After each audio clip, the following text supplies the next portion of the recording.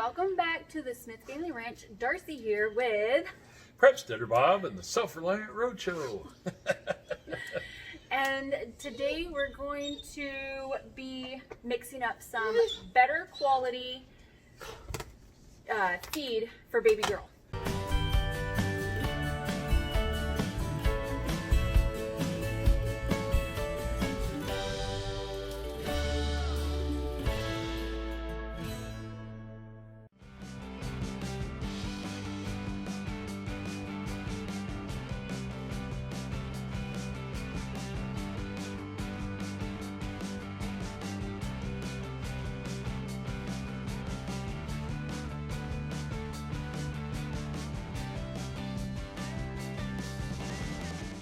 One of the things with Self Reliant Roadshow is we go around, we help people with their homesteads. And when we got here, we do Barry, calm down. We do a site assessment. We go and check out anything and everything that Darcy wanted us to look at. And one of the things we noticed is you guys are doing a dairy cow. And Jerseys are my favorite cow whatsoever. There's certain things about them that are a little trickier that most people don't realize. Yes. And you're learning that, right? I am very much learning it. We even upped her food content to try to get her to gain weight, but yeah, it's not working. So I asked a ton of questions and checked out her body condition score. What most people don't realize, the BCS score for cattle, Mrs. B and I used to we raised between 80 and 100 head of Angus. So, and I've been raised around dairy for most of my younger life. So this is experience, not just somebody that watched the video. One of the things, body condition scores for cows go from 1 to a 10. Ideally, you want about a 5.5 or a 6. What do you, baby girl is what you're calling her? She's probably running a 4.5, 5, which is not emaciated at all, but she's being drawn down way too hard, way too fast. So it's either one of a couple different things. It's either her nutritional intake or her genetics. So right now we can't figure out a lot about her genetics. So let's try the food intake part so that we can try to get that up a little bit and see what we can do.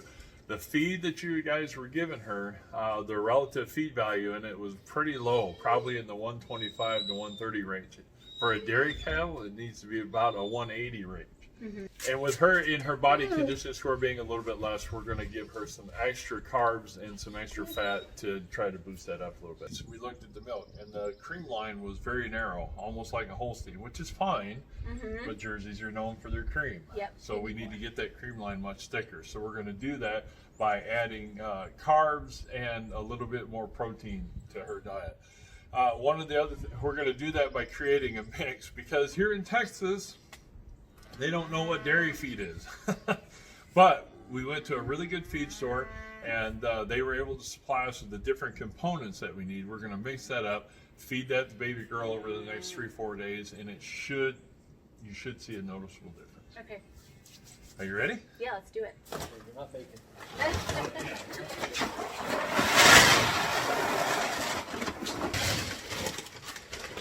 All right, one of the first things, we're going to go ahead and take what Texas they call dairy feed, which really isn't. It's what we're going to use it as the base, and then we're going to add beet pulp with molasses into it, and then we're going to actually add some soybean protein to it as well. We're going to get the protein level up into the 20-21%, and I'd like to get the crude fat into like the 20-21% also. And we're going to do that by mixing the three together.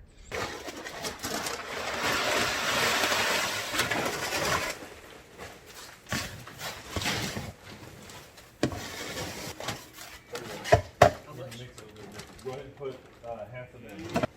Well, maybe a part.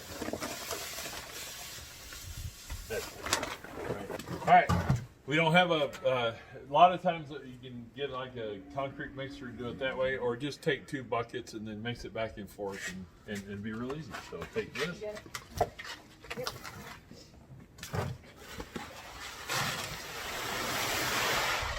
Okay.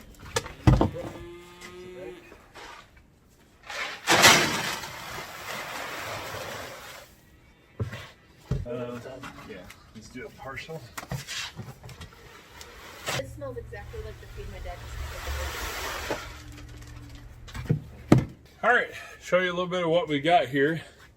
It is beet pulp, molasses, dairy pellets, and which have a little bit of alfalfa, and it's got the vitamin A and salt and selenium and stuff like that in it, and then the soybean protein, which will give you, which should help her quite a bit with the protein. So just that mix, give her about 1 pound per every 100 pounds. She's, I would guess, probably.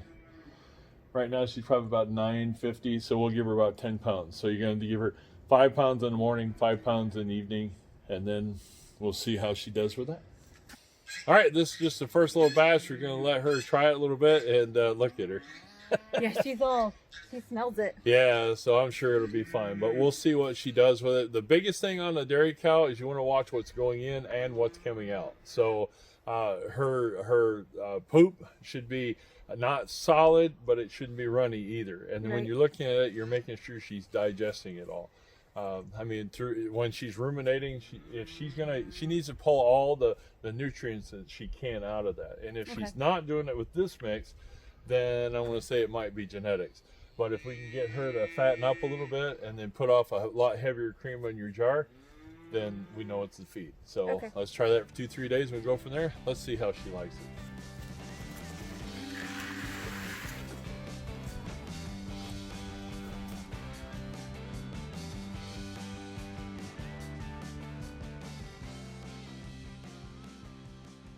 This right here, this doesn't bother me.